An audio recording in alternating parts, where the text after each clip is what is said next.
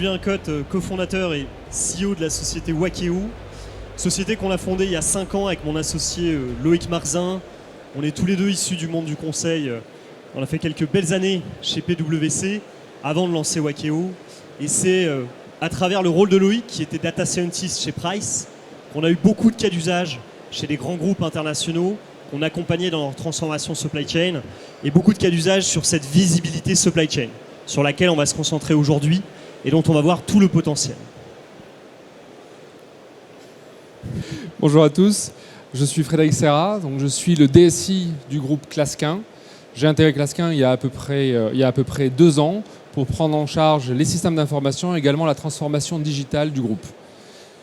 J'ai 20 ans d'expérience dans le transport international et les systèmes d'information associés, dont 15 ans passés dans le groupe Bolloré sur ces mêmes problématiques du transport international. Wakeo, on se positionne comme une plateforme SaaS de visibilité en temps réel sur des flux multimodes. C'est du maritime, c'est de l'aérien, de la route, du ferroviaire. On accompagne 2 types de clients. D'un côté, des freight forwarders, comme Clasquin avec qui on est présent aujourd'hui, ou encore un Jeffco. Et puis des chargeurs, ça va de Uniqlo dans le retail, à Faurecia dans l'automobile, Air Liquide dans le gaz. Donc une vraie variété dans notre typologie de clients. On a connu une très forte accélération en 2020, puisqu'on a multiplié par 4 nos revenus récurrents. Et aujourd'hui, on a une trentaine de personnes et on va doubler de taille d'équipe dans les 18 mois qui viennent. On a une double expertise dans notre équipe. D'un côté, des gens qui viennent de la supply, des experts passés par Kuehne+Nagel, Panalpina, et des gens concentrés sur la donnée, passés par Thales ou l'Institut de recherche du CERN en Suisse. On a aussi passé des partenariats avec des acteurs historiques du logiciel, je pense à un SAP ou un Microsoft. L'enjeu pour nous, c'est clairement de ne pas être un outil en plus, mais vraiment de s'intégrer à l'ensemble des systèmes existants pour redispatcher notre donnée et qu'elle soit vraiment utilisée pour créer de la valeur sur le terrain. Clasquin, c'est un expert en commission de transport. C'est la seule ETI française d'envergure multinationale du secteur. Avec 22 pays, un réseau intégré de 66 bureaux, c'est surtout 1000 experts dans le transport international qui assistent au jour le jour l'ensemble des clients Clasquin sur leurs problématiques de transport maritime, aérien, ferroviaire, route, mais également commission en douane ou conseil en supply chain. Les clients principaux, les industries les plus représentées chez Clasquin sont le retail, l'industrie, la cosmétique et le luxe, l'e-commerce. Et enfin, Clasquin, c'est une entreprise extrêmement dynamique parce que sur les 10 dernières années, c'est 2 à 3 fois la croissance du secteur sur donc, la commission de transport. Alors on va démarrer par un point sur lequel on est tous d'accord. Aujourd'hui, la supply chain, c'est le poumon de l'entreprise. C'est elle qui garantit que le client il est livré en temps et en heure. Et vous le vivez tous les jours. Aujourd'hui, il faut opérer dans un environnement qui est très dégradé, qui est véritablement chaotique. Déjà parce qu'il y a un taux de service qui est faible. Il l'était historiquement, et aujourd'hui, on le voit à travers notre plateforme, 2 navires sur 3 arrivent en retard. Et quand je parle d'un retard, c'est plus d'1 semaine en moyenne. Voilà, donc il faut vivre avec ça au quotidien.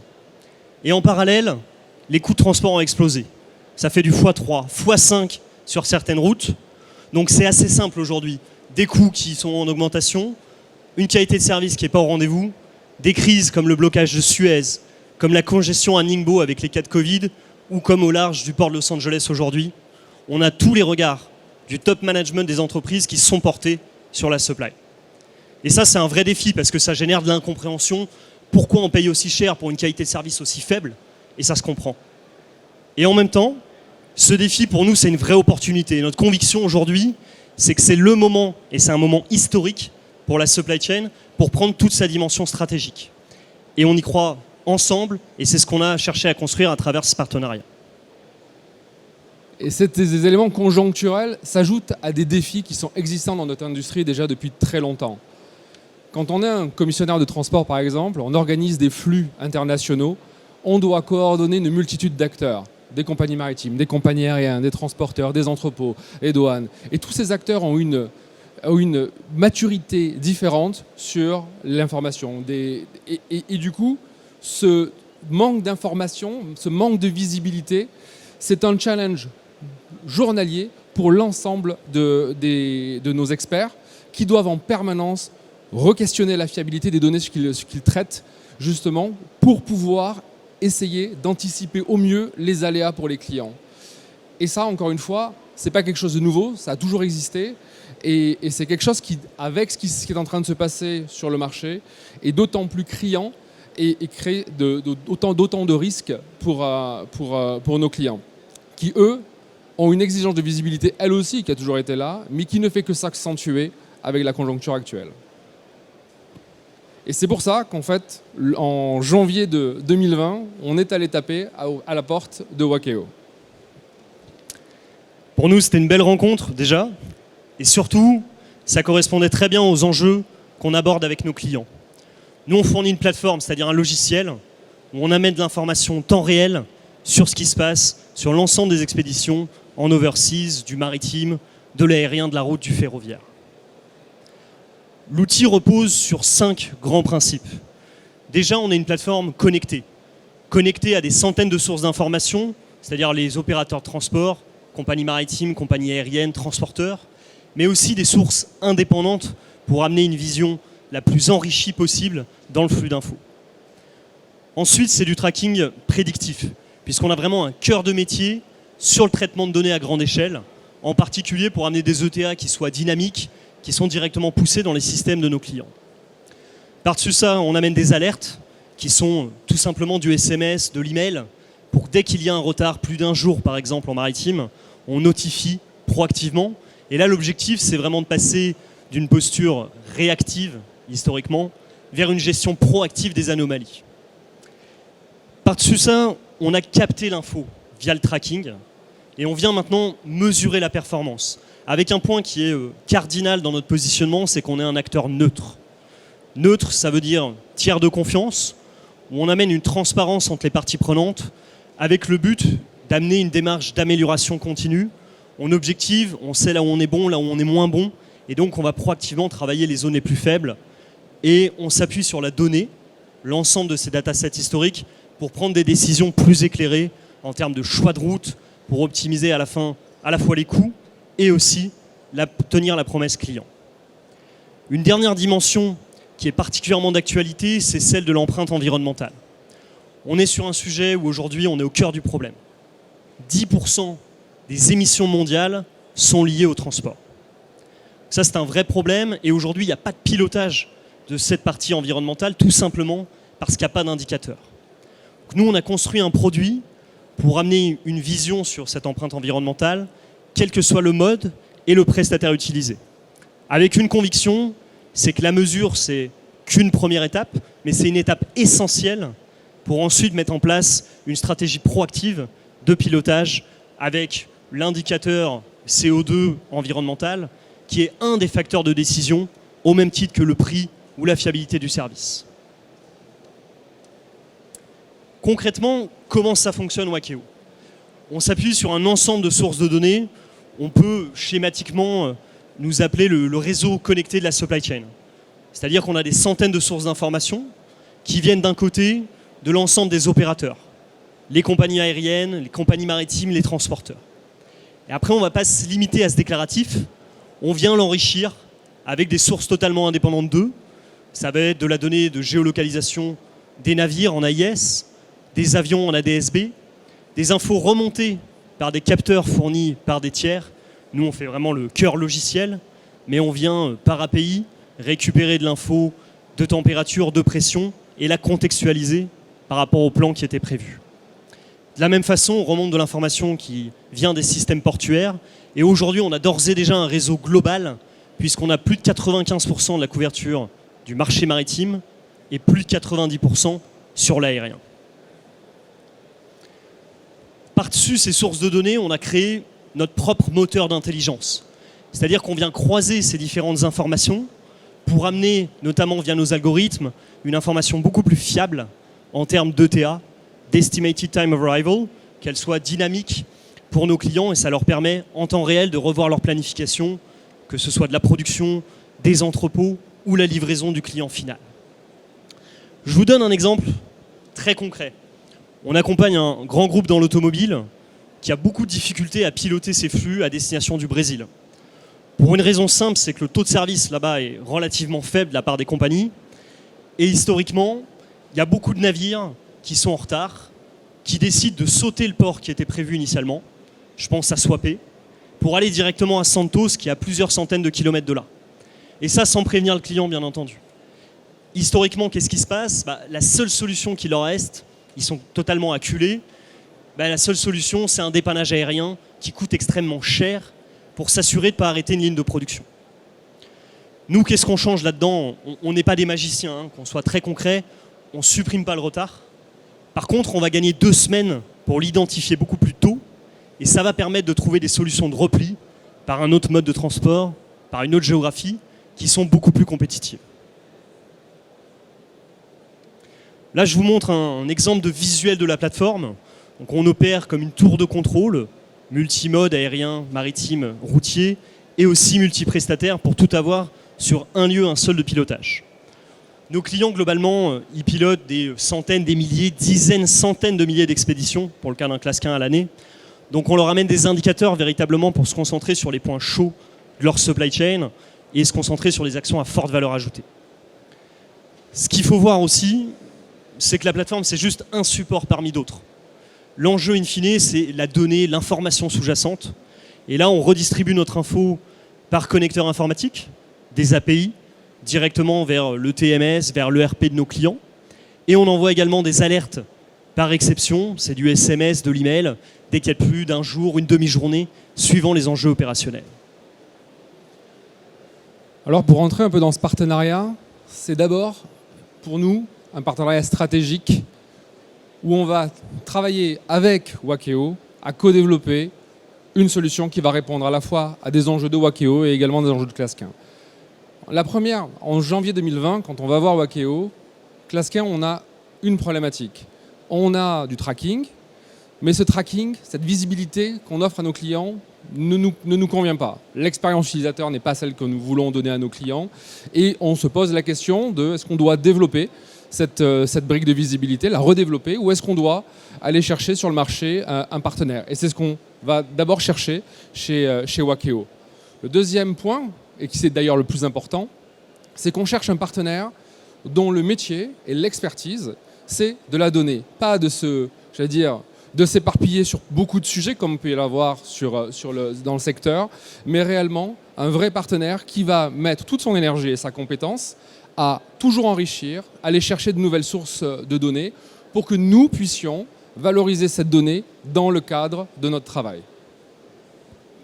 Donc on a construit un partenariat ensemble, un partenariat au sens business, c'est-à-dire que les deux entreprises sont totalement indépendantes, il n'y a pas d'association capitalistique.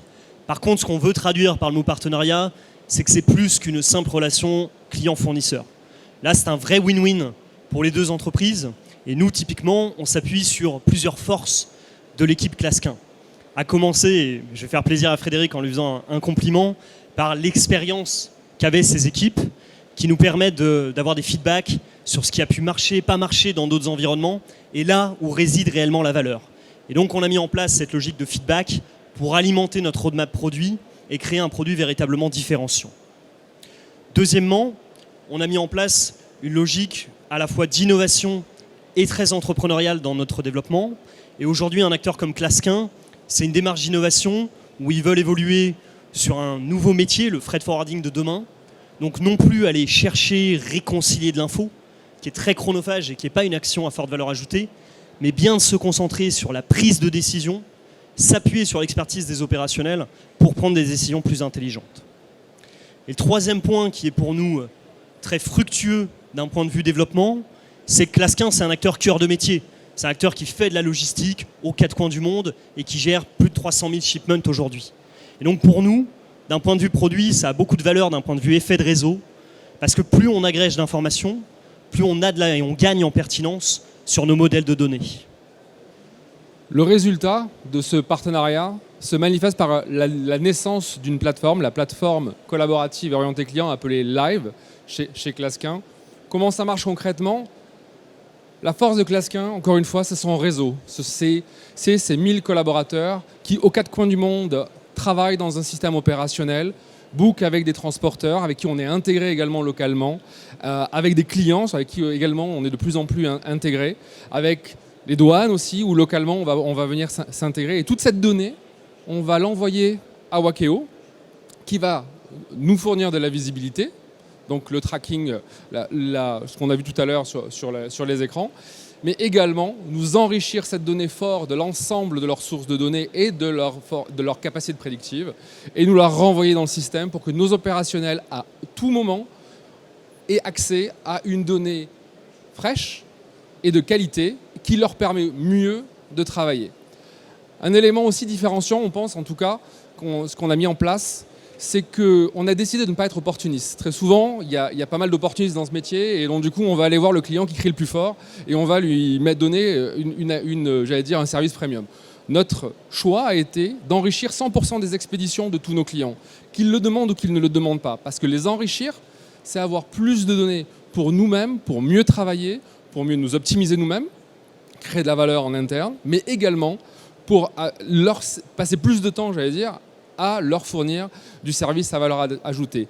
Donc c'est vraiment utiliser la data, la donnée, comme un levier pour nous d'excellence opérationnelle et d'optimisation opérationnelle, mais également de commencer à l'utiliser de plus en plus pour créer de nouvelles valeurs auprès de nos clients. Vous avez ici un exemple de la plateforme où vous voyez un écran Wakeo totalement embarqué à l'intérieur d'une application, donc qui est l'application Live, qui fournit bien évidemment un tracking, mais pas que, qui fournit également une brique de collaboration, des analytics qui vont venir utiliser la donnée qui nous revient de chez Wakeo, croisée avec la donnée classe 1 de nos opérateurs pour pouvoir fournir des indicateurs pertinents pour nos clients sur leur activité, des indicateurs sur leur empreinte carbone, et là aussi on utilise ce que nous renvoie Wakeo en termes d'indicateurs pour essayer de créer de la valeur à nos clients sur cet élément-là, et même une brique de gestion de commande et de coordination fournisseurs pour les clients qui désirent ce genre de service. Pour reparler du projet, parce que c'est un projet et on voulait vraiment donner un feedback sur ce qu'on a fait ensemble, c'est un projet de build de 3 mois qui a non seulement permis d'intégrer Wakeo à Clasquin, mais également de construire une plateforme totalement collaborative. Ça, c'est un projet spécifique dans le sens où il y a une vraie architecture technique complexe derrière, avec toute la plateforme Clasquin en plus de la plateforme Wakeo. Nous, de façon plus générale, le time to market qu'on a avec nos clients aussi entre 4 et 6 semaines. Donc c'est un time to market très rapide pour délivrer de la valeur. En fait, ce que nous, on a voulu faire chez Clasquin, c'est de s'accélérer avec ce partenariat. Donc du coup, ce qu'on a construit, c'est une architecture connectée, donc orientée, ce qui s'appelle orientée service. Imaginez une plaque de Lego sur laquelle on est venu brancher des produits experts, tels que Wakeo, mais on va voir d'autres produits également, ou des produits qu'on avait déjà, qu'on a voulu valoriser, tels que le collaboratif. C'est aussi une plateforme qui doit porter, et ça pour nous c'est essentiel, tous les aspects de sécurité et de confidentialité qui sont les standards du marché à l'heure actuelle. À tel point que nous avons fait auditer cette plateforme par des experts en termes de cyberdéfense pour nous assurer que nous respections tous les derniers standards du marché. Dès début 2020, on a fait le pari d'utiliser la plateforme Teams pour du coup toute notre collaboration, bien évidemment en interne, mais également en externe.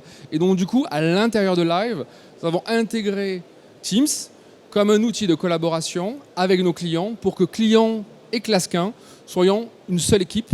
Et ça aussi, c'est quelque chose, on a eu, le nez creux, puisque finalement, quelques mois plus tard, avec la pandémie, l'utilisation de Teams a explosé. Et donc du coup, on se diffuse beaucoup plus à l'intérieur du poste de travail de nos clients. Encore une fois, vous n'avez pas nécessité à être un client Teams pour pouvoir collaborer avec nous. Néanmoins, si vous l'êtes, vous allez pouvoir avoir une intégration beaucoup plus native et une interaction avec nos opérateurs. Encore une fois, des solutions expertes, la make or buy strategy. Est-ce qu'on doit développer, est-ce qu'on doit réinventer la roue à chaque fois, ou est-ce qu'on doit plutôt s'appuyer sur les forces du marché? Et c'est ce qu'on fait avec Wakeo pour justement les intégrer en marque blanche pour le coup avec Wakeo dans nos applications et donc du coup nous accélérer le time to market. Enfin, notre valeur à nous, Clasquin, en étant expert du transport international, n'est pas d'aller chercher cette donnée, n'est pas d'aller de faire le plus beau des trackings de la Terre. Notre valeur à nous, par contre, elle est d'utiliser au mieux cette donnée enrichie et pour justement essayer de créer de nouvelles valeurs, de nouveaux services à nos clients. Et ça, c'est quelque chose sur lequel on a énormément mis l'accent à travers ce projet Live. Donc à aujourd'hui, en moins d'un an, Live, c'est 230 clients de Clasquin qui sont déployés, donc en production. L'ensemble du top 10 a été déployé et c'est les industries, on touche principalement les industries de retail, industrie automobile et luxe et cosmétique. Bien évidemment, tout ça, c'est pas en claquant des doigts. C'est pas si simple de se dire, allez hop, on va se brancher avec Wakeo et c'est terminé et tout va bien se passer. On a bien évidemment on a fait beaucoup de chemin et on a encore beaucoup de chemin à faire ensemble et encore des challenges. Le premier challenge, c'est la couverture. À l'heure actuelle, Wakeo enrichit 80% des expéditions maritimes de Clasquin et 85% des expéditions aériennes. L'enjeu pour nous et pour Wakeo, c'est de faire monter ce chiffre pour justement s'approcher des 100%. Et chez nous, c'est une démarche continue, c'est-à-dire qu'au cœur de notre modèle, il y a l'effet de réseau, d'aller connecter toujours plus de prestataires de transport, de sources d'informations indépendantes. Donc on continue et on continuera de façon permanente à enrichir notre réseau, que ce soit sur les modes déjà déployés, le maritime, l'aérien, mais aussi sur de nouveaux modes. Parce que typiquement, le ferroviaire fait partie des axes d'investissement particulièrement importants dans le projet. Il y a aussi des challenges techniques. Quand on est Clasquin, on a une variété de clients, d'industries, de géographie qui fait que forcément on va tomber sur des cas spécifiques, des cas qui n'avaient pas été prévus au début. Et ces cas, progressivement, il faut qu'on les tombe, et on les tombe, c'est ce qu'on est en train de faire avec les équipes, ou voire même on est en train de réaligner nos process justement pour que ces cas soient gérés au mieux et qu'on puisse avoir le même niveau de tracking sur ces cas-là. Le plus gros des challenges, en fait, il est dans la dernière brique, c'est le change. Quand on fait un projet comme celui qu'on a créé avec Wakeo, lorsqu'on brasse autant de données, l'enjeu, c'est du pilotage. Et ça, c'est du change au niveau de nos opérationnels. Cela fait 20 ans que nos opérationnels passent leur journée à aller chercher de l'information, vérifier cette information, ne pas croire à l'information qu'ils voient sur les sites des compagnies, par exemple, justement en permanence. Et si on veut créer vraiment la valeur, il faut qu'ils se laissent aller j'allais dire déjà, faire confiance à cette information et qu'en plus, ils passent d'un pilotage très transactionnel de l'ensemble de leurs expéditions à un vrai pilotage par exception. Et ça, encore une fois, c'est du change. On avance, mais c'est encore quelque chose sur lequel on doit encore travailler. C'est aussi du change chez les clients qui doivent apprendre à interagir différemment avec nous. Parce que ça aussi, on peut faire les meilleurs outils du monde, mais si le client nous appelle tous les 3 minutes pour nous dire quand est-ce que mon bateau va arriver ou ma marchandise va arriver, du coup, on perd en efficacité et on oublie de se focaliser sur les vraies problématiques qui sont les vraies problématiques clients. Et ça aussi, c'est quelque chose à faire passer avec nos clients et à travailler. Donc un vrai sujet de change. Avoir toutes ces données, c'est très bien, mais il faut encore l'intégrer à l'intérieur des process et des usages chez nos experts et chez nos clients. Donc c'est vraiment un processus d'amélioration continue, on le sait. On est embarqué là-dedans avec Wakeo et encore une fois, on fait beaucoup de progrès et assez rapidement. On a voulu vous parler d'un cas client, donc pour essayer de vous montrer ce qu'on peut faire et ce que ce partenariat arrive à créer chez un client. On a un gros client chez Clasquin qui est un e-retailer, donc américain. Il est dans le top 30 des retailers US et il est dans le top 30 également des retailers avec la plus rapide croissance. Donc quelqu'un qui n'est pas, c'est pas un petit acteur du marché. Pour ce client, on fait beaucoup de flux transpacifiques et on fournit également des services de gestion de commandes d'approvisionnement, c'est-à-dire qu'on travaille avec les fournisseurs à origine, 150 fournisseurs, des origines Chine, Inde, Thaïlande et Malaisie, et c'est 11 000 conteneurs par an. Donc c'est, encore une fois, c'est déjà une taille qui est assez intéressante. Est-ce que tu peux nous montrer des exemples concrets avec ce client ? Et du coup, qu'est-ce qu'on a réussi à faire grâce à la donnée Wakeo ? Premièrement, on a pu, et c'est un problème qu'avait ce client et qu'on avait nous également, et qui s'est accentué en plus récemment, c'est de mieux anticiper les changements navires, les transbordements. Toutes ces informations-là, elles existent, mais on doit très souvent aller les chercher de manière active auprès des compagnies. Et on n'est pas nécessairement systématiquement, parce que la question est du systématisme, prévenu de ces changements. Et quand on ne sait pas qu'il y a un changement de navire, on peut tout simplement, nous et le client, possiblement, ne pas anticiper qu'il va avoir un impact sur l'arrivée. Et grâce à Wakeo, on a pu drastiquement améliorer cette visibilité. Le deuxième point, qui est en fait un corollaire de la première, c'est l'amélioration du suivi des arrivées. Cet e-retailer, il vend son stock en transit à ses clients. Donc forcément, si les arrivées commencent à glisser de plusieurs jours, voire semaines, il a un problème commercial qu'il doit régler. Et on s'est rendu compte qu'il ne s'était pas du tout reposé la question de ces transit time standards et qu'il était totalement, j'allais dire, à côté de la plaque sur le temps qu'allait mettre sa marchandise à arriver aux États-Unis. Justement, en travaillant grâce à la donnée qui nous arrive de Wakeo, et on a réussi à travailler avec eux sur de nouveaux transit time contractuels qui ont permis en fait d'être réintégrés dans leur propre algorithme pour du coup communiquer à leurs clients. Et en plus, grâce aux arrivées prédictives qu'on a pu mettre en place avec Wakeo, on a pu, nous et ce client, mieux piloter les dérapages. Ça, en tout cas, en termes de communication, encore une fois, personne ne fait disparaître le retard, ce que disait Julien. Néanmoins, quand on a une visibilité sur le retard, au moins, on peut essayer de mettre en place un plan de contingence pour essayer au moins de le limiter. Quand on est allé voir Wakeo, soyons clairs, on allait chercher de l'ETA prédictive, des mises à jour au niveau des départs, des arrivées, des changements navires. Et on a récupéré en plus d'informations finalement qu'on en avait demandé initialement. On a récupéré notamment toutes les informations liées à l'arrivée des conteneurs sur le port, à la sortie des conteneurs du port, à le retour des vides. Et avec cette donnée, qu'on reçoit de manière beaucoup plus systématique qu'avant, puisqu'encore une fois, cette donnée, on la recevait, mais avec une inégalité entre les partenaires, les ports, etc. Et là, de manière beaucoup plus systématique, on a pu travailler avec ce client sur les problématiques de détention et demurrage. On a pu commencer à proposer aux clients de piloter avec eux opérationnellement ces détentions, de leur dire attention, ce conteneur-là, c'est celui qui va payer, donc ça serait bien que ça soit lui qui soit déchargé avant, et donc du coup de prioriser opérationnellement les conteneurs qui vont justement payer des coûts additionnels. Ça, c'est une première marche pour nous, un premier pas, pour pouvoir travailler et développer pour l'ensemble de nos clients une véritable offre D&D systématisée, et pas que pour des très grands comptes, mais qu'on va pouvoir offrir à beaucoup plus de comptes que ce que nous faisons à l'heure actuelle, qui, somme toute, pourraient être améliorés justement par les outils. Le dernier sujet, quand un client voit qu'on est capable, on va chercher de la valeur avec lui, et en toute transparence, et qu'on n'a pas peur de montrer que les ETA glissent, et qu'on n'a pas peur de montrer qu'il y a des changements, et que justement on est plutôt à essayer de les résoudre ensemble, il nous a demandé d'aller encore plus travailler en l'amont, plus travailler la relation avec leurs fournisseurs. Il nous sous-traite la totalité de la coordination de ces fournisseurs à origine, donc du coup pour piloter la performance de ces fournisseurs. Donc du coup une courbe, alors là c'est pas avec les outils Wakeo qu'on va travailler sur cette partie-là, néanmoins on voit que finalement ce projet crée un effet vertueux et donc du coup nous permet de remonter la chaîne et de démontrer l'expertise qu'ont nos opérateurs, nos équipes, notamment à origine. En 8 mois de partenariat, Wakeo a enrichi pour classe 15 70 000 expéditions, a créé 800 000 événements, donc départs, des arrivées, des estimés d'arrivée, etc., qui sont redescendus dans le système d'information de classe 15. Vous voyez sur le côté, ces expéditions ont touché 63 compagnies maritimes, 108 compagnies aériennes. Encore une fois, on n'est pas un chargeur.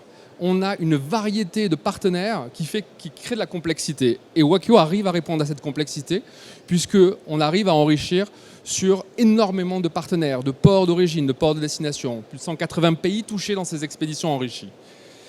Et ces 800 000 événements créés, c'est immédiatement 10% de gain de productivité au niveau de nos opérateurs, nos experts aux 4 coins du monde. Pourquoi ? Parce que ces 800 000 événements, qu'est-ce qu'on faisait avant ? Déjà, on se posait la question, est-ce qu'il faut aller chercher, est-ce qu'il y a potentiellement un événement nouveau qui est arrivé ?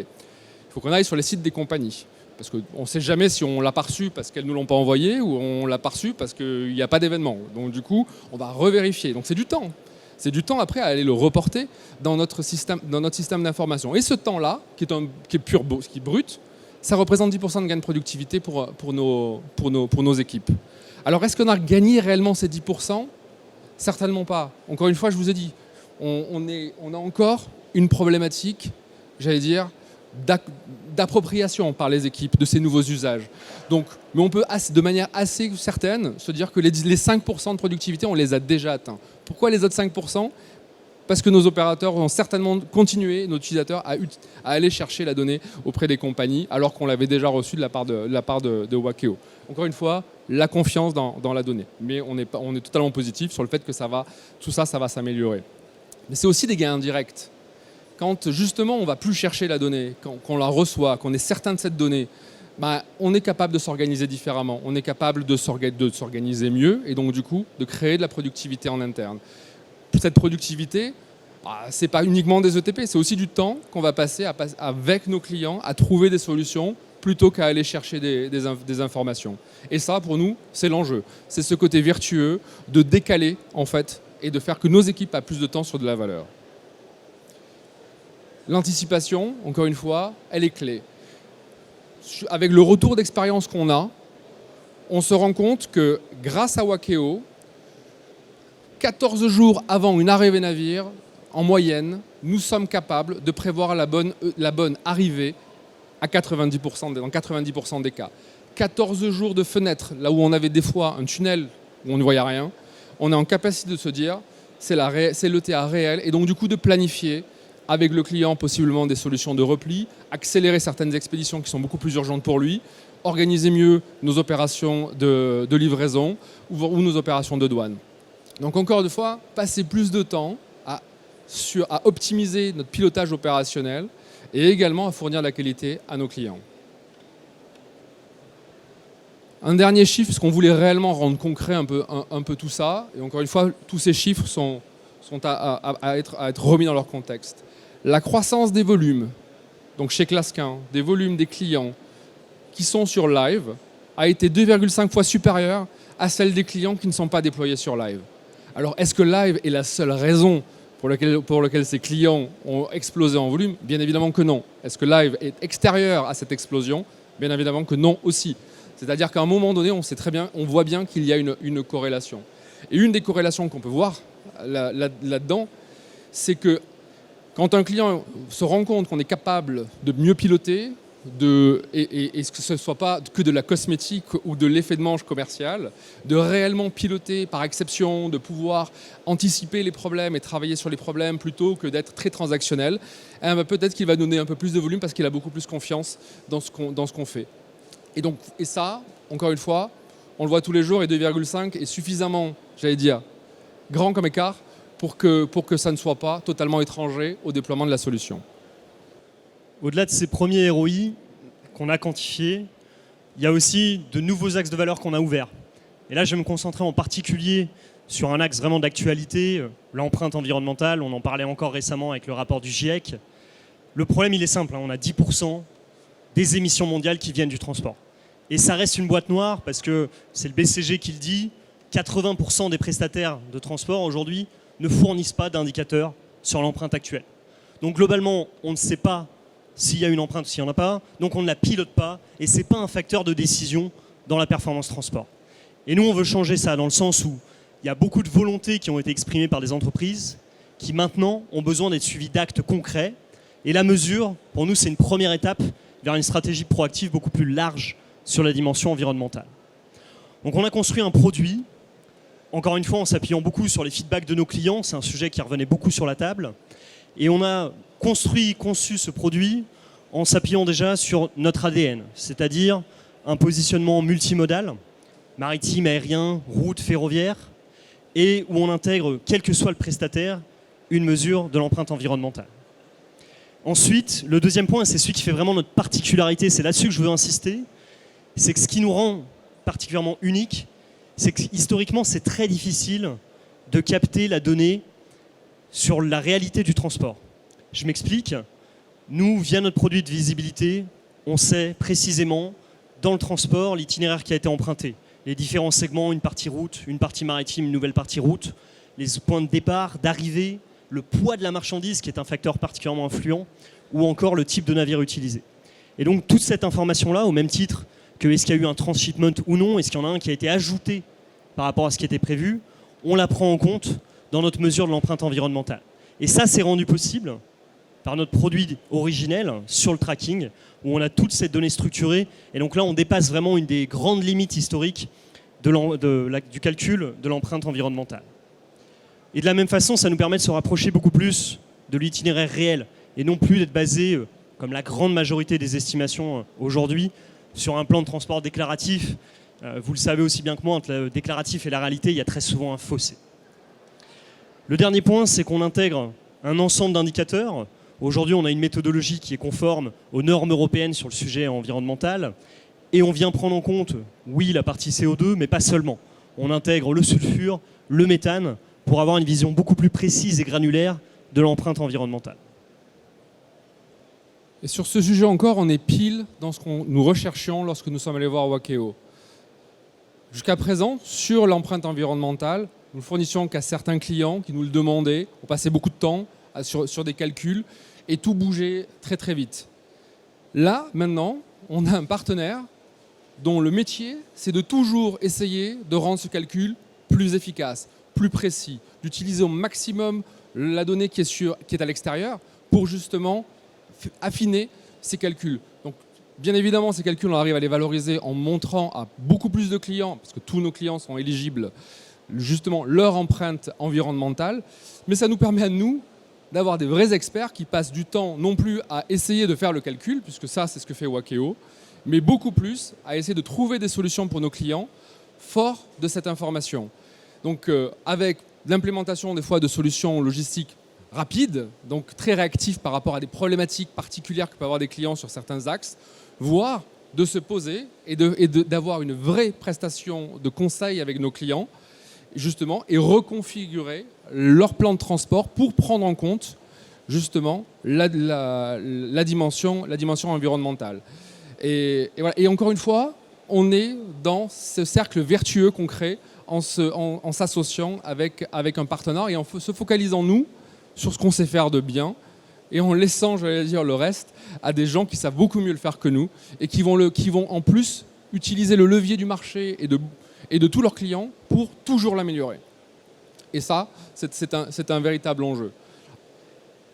L'objectif, c'est bien évidemment de ne pas s'arrêter là.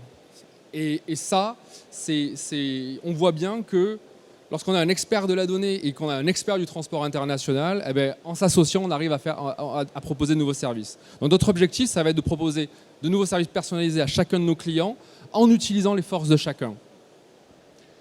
Un an de partenariat, c'est bien, mais pour nous, c'est que le début de l'aventure. Il y a encore plein de choses à développer. Et il y a en particulier 2 sujets sur lesquels on veut investir rapidement. Le premier, c'est celui des detention and demurrage. C'est un sujet qui existait historiquement, qui est particulièrement sensible depuis le début de la crise Covid. La note est particulièrement salée, il faut le dire, pour un certain nombre d'expéditeurs. Et il fait d'ailleurs l'objet aujourd'hui d'une enquête de la part de la FMC aux États-Unis. C'est dire quelque part le côté polémique des detention and demurrage. Qu'est-ce qu'on construit ensemble ? Chacun sur son cœur de métier, on apporte de la valeur. C'est-à-dire que nous, côté Wakeo, on se concentre sur le flux d'informations, sur la donnée. On capte toutes les étapes du transport, le unloaded, le gate out, le empty return, qui permettent d'avoir un pilotage dynamique de ces surestaries, et on le rapproche des free time qui ont été négociés en amont. On va être capable de rapidement identifier des expéditions qui sont à risque pour aller encore une fois proactivement les gérer, plutôt que de découvrir a posteriori que la note est très salée. Et on va pouvoir également rapprocher les calculs pour savoir si oui ou non l'enveloppe et la facture qu'on reçoit est légitime. Et ça s'associe très bien avec l'expertise opérationnelle du terrain, du métier transport qu'a un Clasquin, au niveau, encore une fois, global, puisque eux, ils vont apporter des services pour typiquement prioriser la sortie des conteneurs en fonction des expéditions qui ont été identifiées comme étant à risque. Donc là, c'est vraiment l'association de nos savoir-faire et de nos compétences qui permettent de construire ce type de nouvelles offres qu'on développe ensemble. Le point, je dirais, névralgique et là où on veut aboutir ensemble, c'est d'aller vers ce qu'on a appelé le supply chain reengineering. Alors c'est un grand mot pour donner une réalité où le principe c'est de s'appuyer sur la donnée, regarder l'ensemble de ces datasets historiques pour se dire quelle route performe bien, quel prestataire performe bien, là où on est moins bon, et donc que ces éléments-là deviennent vraiment des facteurs de la prise de décision pour qu'on aille vers une optimisation continue, vers une reconfiguration. Et là, c'est en s'appuyant sur la donnée, encore une fois, là où Clasquin veut concentrer ses efforts. Amener une qualité de service toujours plus grande aux clients, à la fois, bien sûr, pour réduire les coûts, réduire les stocks qui pèsent sur les entreprises et qui est un sujet sensible pour les directions financières, et aussi et surtout, au bout de la chaîne, amener et tenir la promesse client pour livrer en temps et en heure. Voilà un aperçu sur un an de partenariat. On vous remercie déjà pour votre attention. On a un stand en A85, donc on vous invite à venir nous voir et nous poser toutes vos questions. Et on est disponible maintenant avec Frédéric pour répondre à vos questions.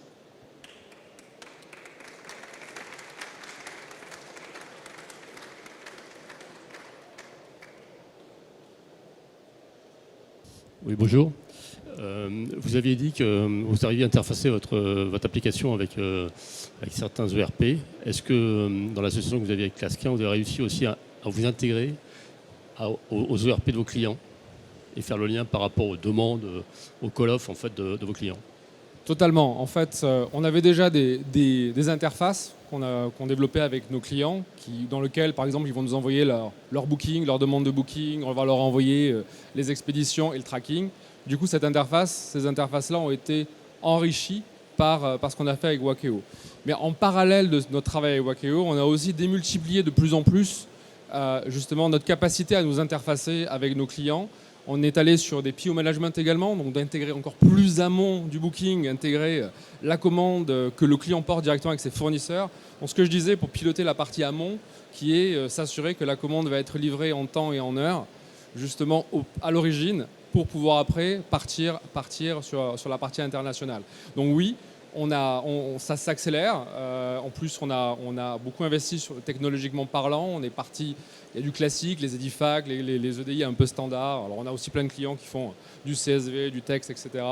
Mais on est aussi parti sur des solutions type API également pour pouvoir être le plus réactif possible justement dans ce genre de demande. Donc effectivement, on s'intègre aussi en parallèle de manière assez, j'allais dire, profonde avec un certain nombre de clients. Et ça ne fait que qu'augmenter. Donc ça s'applique aussi pour les TMS des clients? Totalement. Totalement. Quand il y a un TMS par contre, il faut aussi se le dire clairement, il faut faire très attention à qui va porter la contrainte. Et des fois, nos clients ont moins l'habitude, j'allais dire, de ce qui se passe dans le transport international et ont tendance à avoir une vue qui est un peu plus simpliste par rapport à la réalité du terrain.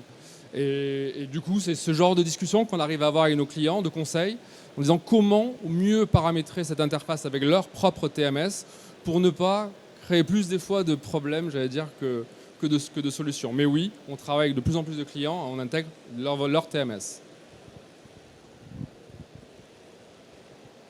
Oui, un petit mot pour compléter ce que dit Frédéric. La vision qu'on partage, c'est que comme dans d'autres secteurs auparavant, et c'est d'ores et déjà le cas aujourd'hui, et là, à ce titre-là, la logistique n'est pas forcément le secteur le plus avancé. Nous, on croit vraiment qu'on va vers un monde où les systèmes vont s'ouvrir, où on va interconnecter toujours plus via des API. Ah, ça, c'est encore beaucoup de choses à construire, mais c'est la direction, la vision qu'on porte. Et encore une fois, après, il y a la réalité où très souvent, quand on finit à faire des EDI avec des CSV ou des fichiers texte avec beaucoup de nos clients, néanmoins, ça marche et ça permet d'avancer également.